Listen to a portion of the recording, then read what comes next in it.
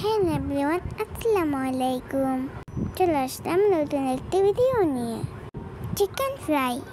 চলো ভিডিওটা শুরু করা যাক। প্রথমে মুরগির মাংসের ভিতরে পরিমাণ মতো আদা বাটা, লবণ, হলুদের গুঁড়া, মরিচের গুঁড়া, মশলার গুঁড়ো দিয়ে দিতে হবে। তারপর ভালোভাবে মেখে নিতে হবে। চুলাতে একটি প্যান বসিয়ে পরিমাণ মতো তেল দিয়ে দিতে হবে।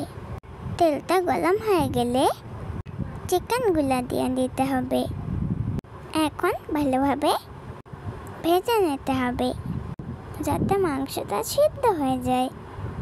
তারপর প্যানে পরিমাণ মতো তেল দিয়ে কিছুটা পেঁয়াজ কুচি, কাঁচামরিচ কুচি, লবণ, হলুদের গুঁড়া, মরিচের গুঁড়া দিয়ে দিতে হবে।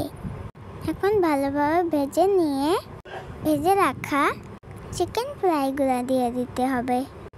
আমাদের চিকেন ফ্রাই রেডি। সবাই ভালো থাকবে। আল্লাহ হাফেজ।